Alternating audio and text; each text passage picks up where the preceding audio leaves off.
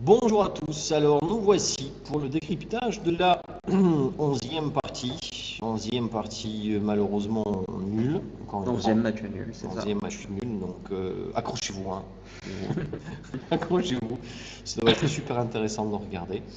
Donc écoutez, on fait ce qu'on peut, hein, voilà. Donc du coup, on va regarder un petit peu ce qui s'est passé dans cette partie. Et longue partie, Michael, ou pas? Alors pas si longue que ça finalement, hein. Elle a duré une quarantaine de coups, je crois. D'accord, donc bon, une nulle plutôt cool.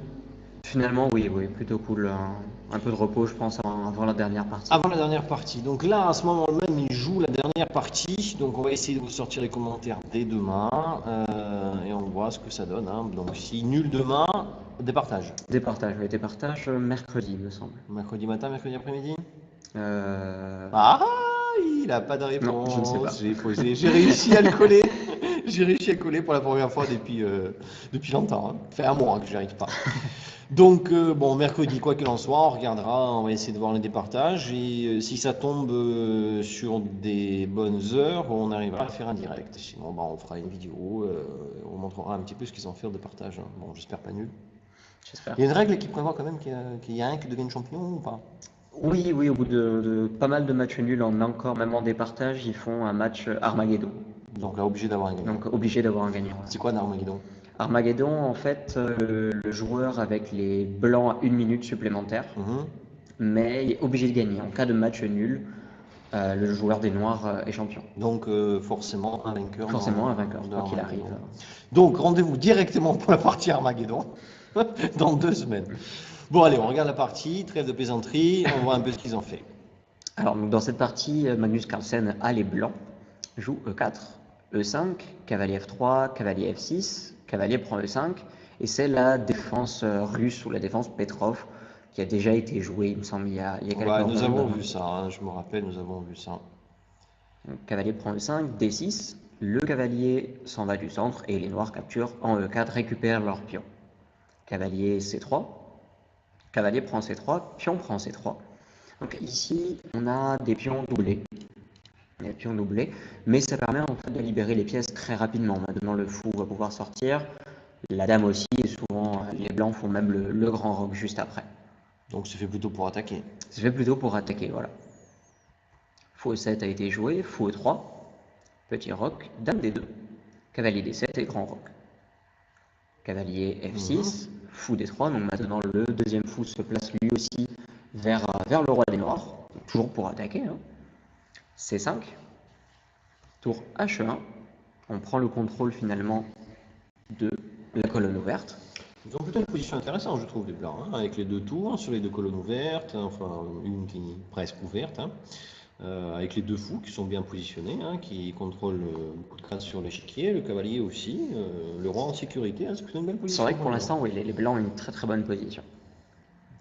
Fou E6 a été joué, et c'est le début de la contre-attaque en fait des noirs. Le fou E6 met en danger le pion A2, roi B1, et dame A5 est maintenant le pion A2, vraiment sous pression avec la dame et le fou qui le surveillent. C4 a été joué, et comme tu as dit, les blancs avaient une très bonne position, donc les noirs échangent le maximum de pièces. Dame prend D2. Fou prend D2, H6. Donc H6 empêche le cavalier de venir en G5, d'où il aurait pu embêter un petit peu les pièces noires. Cavalier H4 a été joué. Tour E8 pour jouer sur la colonne ouverte. Cavalier G6 avec un petit piège. Donc le cavalier G6 est en danger, mais si les noirs le capturent, eh bien les blancs joueraient tour prend E6. Ah, le fou n'est plus protégé. Le fou n'est plus protégé. Et maintenant les noirs ont des pions doublés en danger. Donc cette position-là, je pense, est plus facile à jouer pour les blancs. D'accord.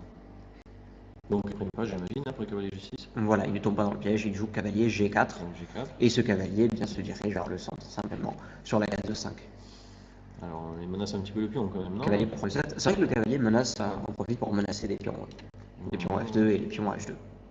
D'accord, bon là les blancs contre-attaquent. Le cavalier prend E7, voilà. Échec au roi, donc tour prend E7.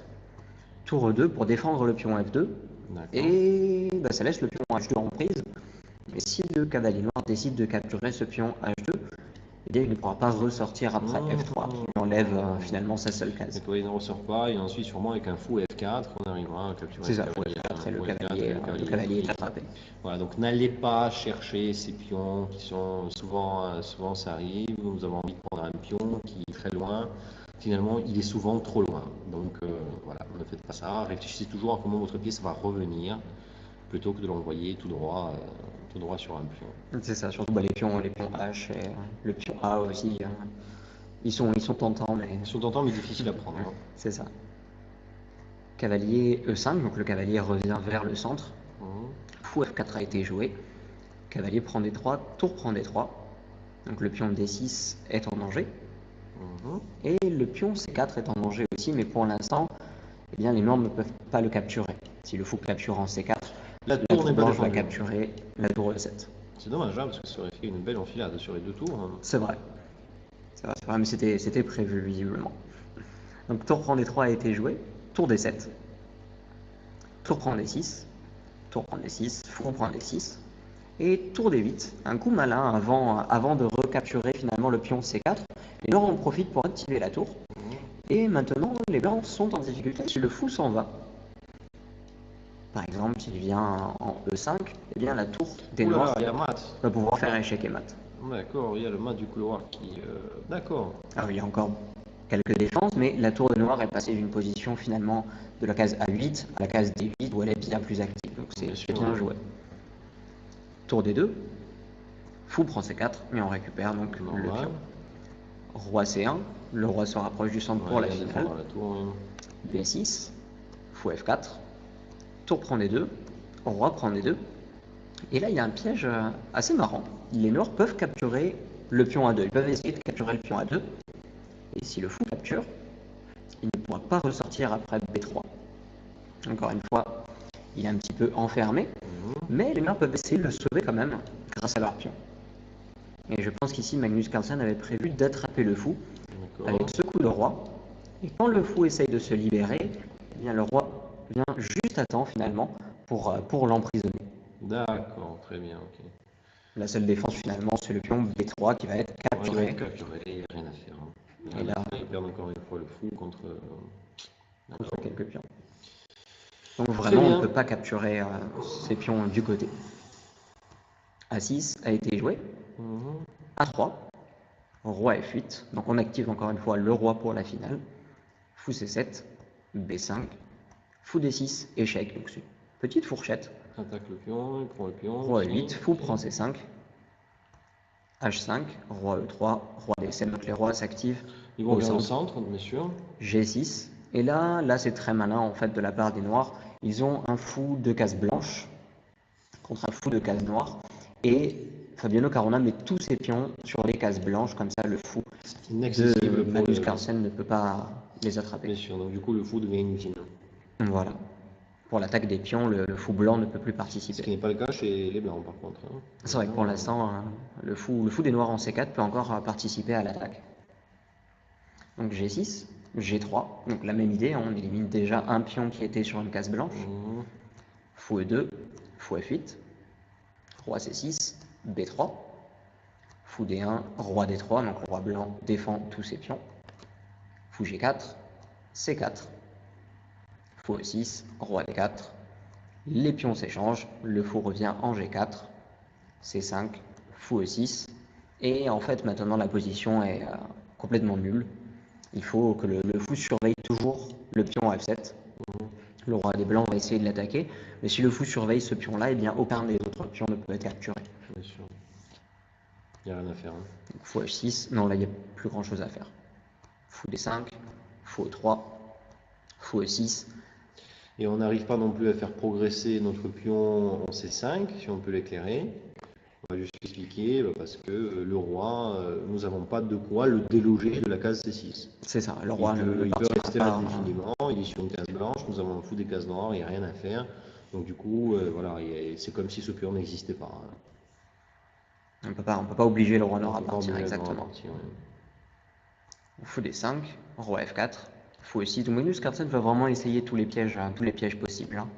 Roi G5, fou D5, G4. On échange les pions dès que c'est possible.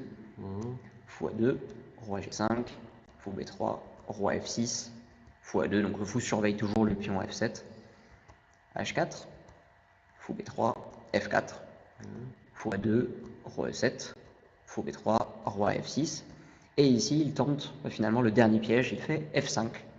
Pour essayer de faire passer le pion. Pour essayer de faire passer le pion H. Le pion H. Voilà, si les noirs capturent ici, eh bien le pion H va pouvoir avancer et ça va causer de gros problèmes aux noirs.